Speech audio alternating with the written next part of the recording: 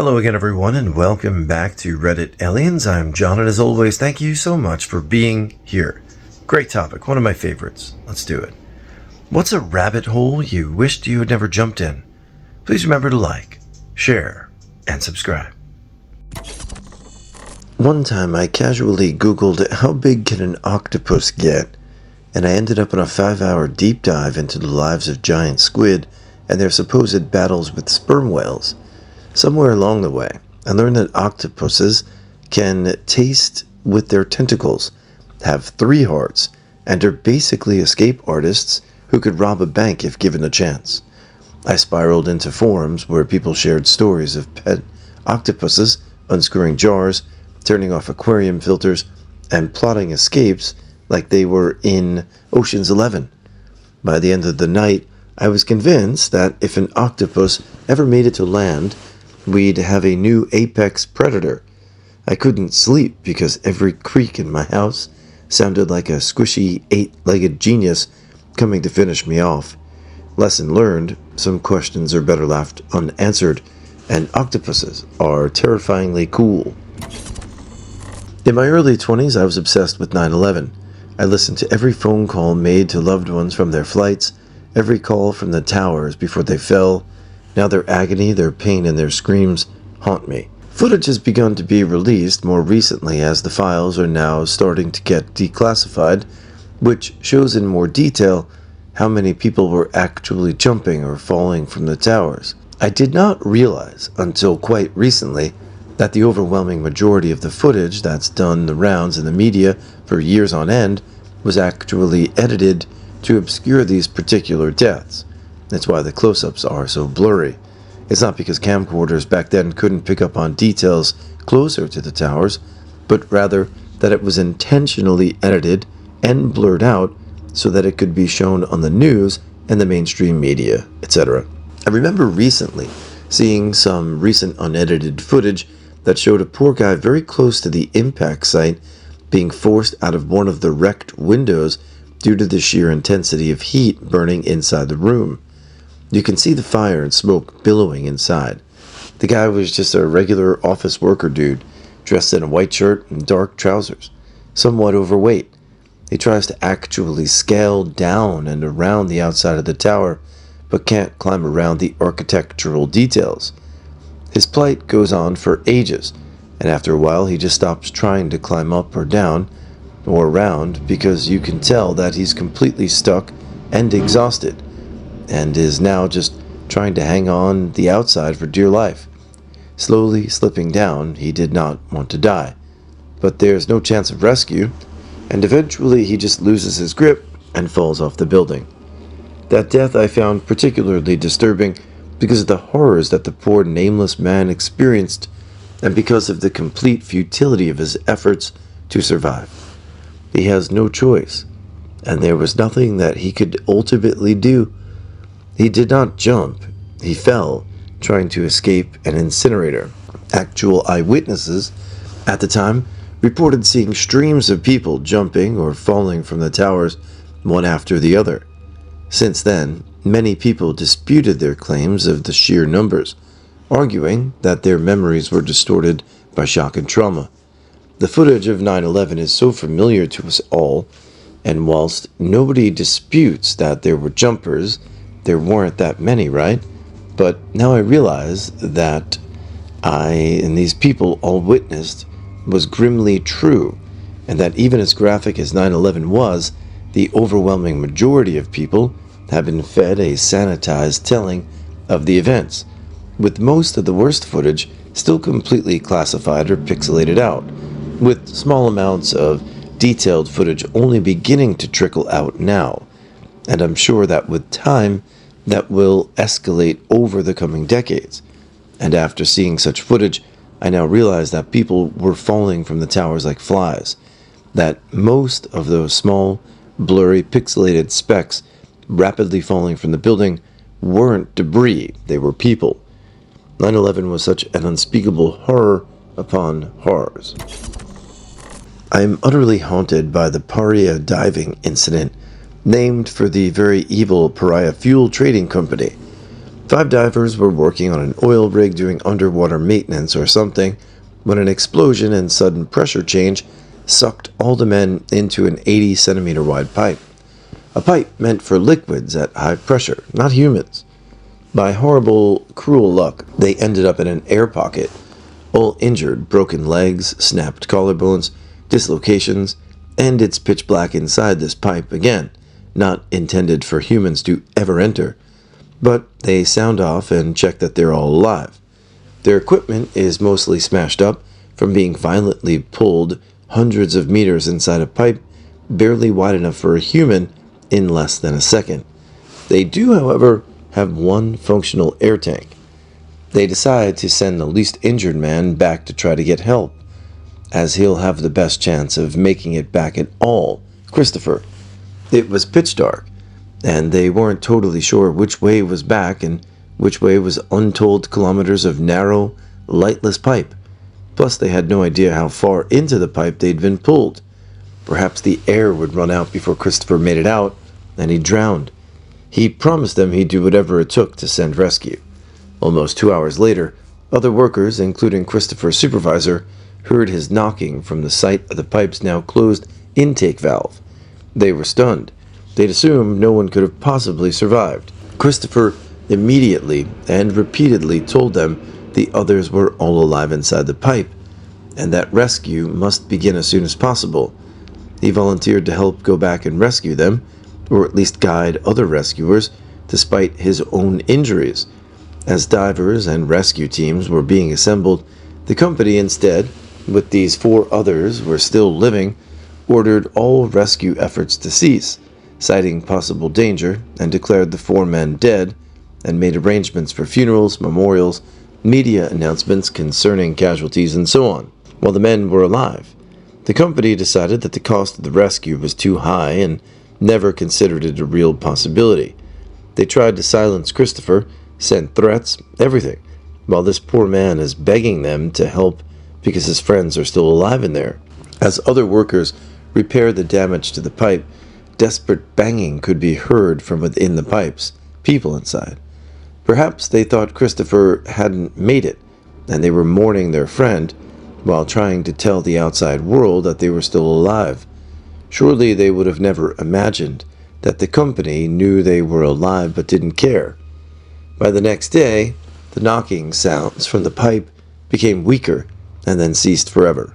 They had run out of air, died of their injuries, or were simply too weak to signal anymore, and resigned themselves to lying alone, trapped in a tiny space, unable to move, still hoping help was on its way. Christopher's diving apparatus included an audio recorder, and you can hear the scared, confused conversations that they had in the pipe, then asking each other if they're okay, trying to keep each other's spirits up. You can hear him tell them he'll send help. Some weeks later, the company removed their cadavers from the pipe so it could be used again. You can watch videos of the inevitable court case. Christopher's expression is the most tragic thing imaginable. A friend talked me into airbrushing a fishing lure with him one time. I fell into this rabbit hole of lure painting that I can't get out of. I bought an airbrush, a compressor, a station, a lure stand, and a couple of shoeboxes full of paints. I put off actual work projects messing around with lures all the time, and it has gotten in the way of daily life, family routine, and cost me more out of pocket than I care to admit. And now I'm exploring carving and making lures too. There's no end to the hole. I just keep falling further and further into it. Maybe I don't wish it never happened though. I was into a lot of gore videos, real gruesome shit. I think it in an effort to desensitize me about death. I would watch some horrific videos and could stomach it. 2 things stopped this morbid curiosity. A video of a Brazilian prison riot remains the worst thing I've ever seen. It was an arbiter of gore. I couldn't finish it. I was done. The second was audio of people's last phone calls. One was a woman who, as she was phoning the police, was broken into and murdered. Her screams were something I never want to hear again. So I don't engage in that shit anymore. Back in the mid-2010s, I decided to Google the true story of the Lone Survivor movie. That led down a rabbit hole of Navy SEALs covering up their F-ups and lots of Special Forces war crimes and drama amongst the other American Special Forces in Afghanistan at the time. Turns out the true story of Lone Survivor is a lot more sad and less heroic. Lots of blunders by Navy SEAL Command, and Luttrell was lying his ass off about things. Sad that the Afghan man who saved him became very jaded and bittered with the experience and never wanted to talk to Luttrell again, supposedly over money about the book and movie deal that was never paid. Somehow, ended up discovering the Australian news stories about the Aussie SAS war crimes and how their whistleblower laws worked out. In the end, it made me realize one thing about the Afghanistan war. War is shit. Special forces and governments will lie for the sake of optics and recruiting, and no one wins in that part of the world. Over the years, I've fallen into some myself, some more serious than others. Over the last couple of years, one that really, and I'm surprised I didn't hear it today, but I'm sure it'll come up in another one, is the Las Vegas shooting. To this narrator, it still fascinates me that a country obsessed with mass shootings and leads the world in them, the largest one in its history, just kind of disappeared from the newsfeed. Nobody finds that suspicious, or a lot of the other situations and eyewitness testimony. What do you guys think about it? It's a deep rabbit hole. It's pretty wild. Intubation. I have to be intubated for an operation requiring general anesthesia soon. So I'm watching all these intubation videos. That tube is going to knock out all my front crowns. And I'm learning general anesthesia is a drug-induced coma. You're on a ventilator because your brain isn't capable of telling your lungs to breathe. I'm terrified. This is my very regrettable rabbit hole. It's when you wake up at 3 a.m. What time is it? Where am I? Who am I? What planet are we at? Half asleep? Okay, so you scroll through Ask Reddit, and there are hundreds of comments under the question in serious brackets about cryptids and fairies and how serious brackets, and if you see the circle of mushrooms and flowers, you should never get inside or they will snatch your ass. So you scroll through more and more comments saying, yep, my grandpa got fey-napped, so you, half asleep, freaking out because it's summer outside and there are circles of flowers, mushrooms, and all kinds of vegetation. You calm down, alright, no stepping on the lawn, you'll be fine. Just to read another most upvoted comment, you should never say thank you to fairy, so it's 4 a.m., and you're thinking how to say you're grateful, but not using effing thank you for another hour. No Ask Reddit for me at night anymore. COVID. I called the State Department of Health in early 2020 when I saw in the news that my state either had bad test kits or no test kits. It was even unclear what a test kit was. Was one test, or 500 tests? This was my question for the call. I talked to the Department of Health maybe one time per year with questions for my job, and I usually spoke to the same people.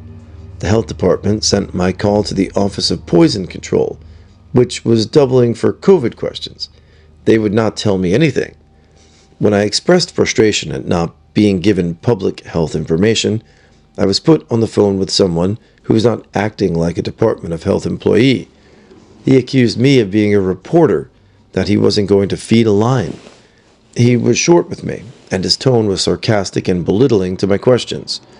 After the call, I spoke to a congressman, and he didn't offer any information, but collected my side of the story.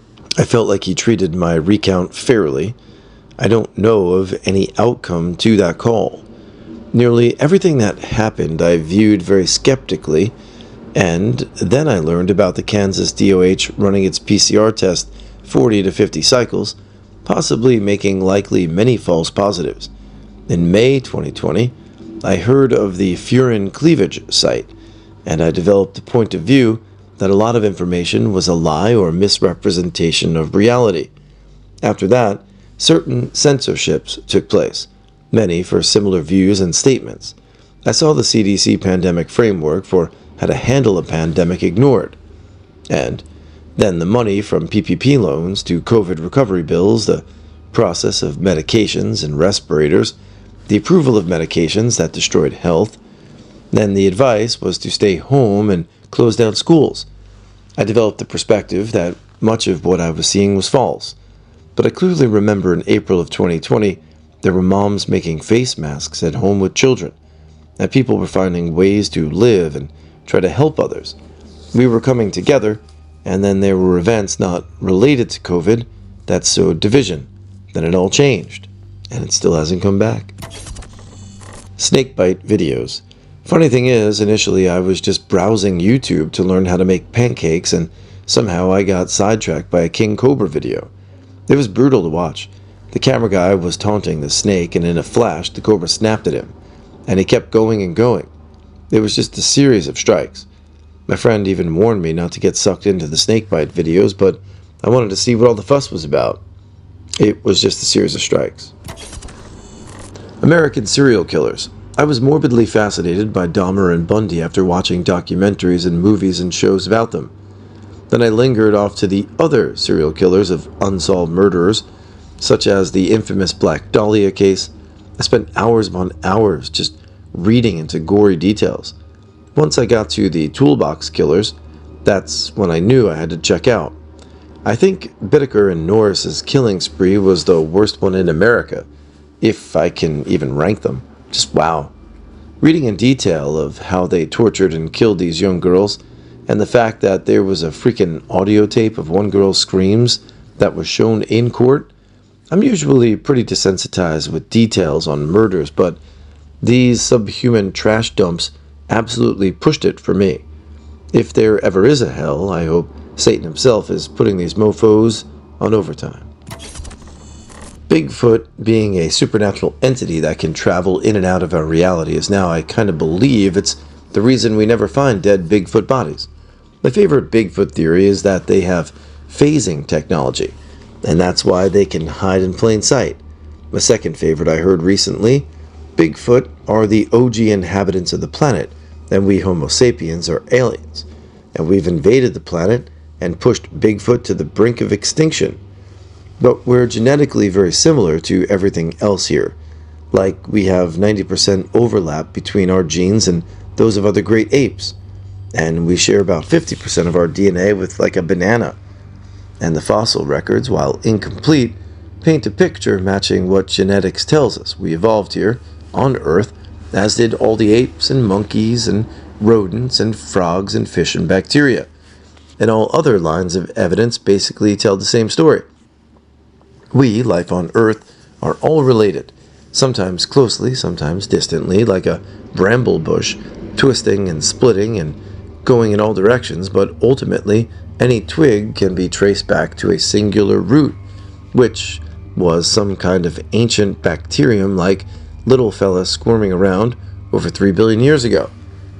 What I'm saying is that if humans are from space, so are all the other animals and planets and mushroom and germs and everything living on Earth that we're related to.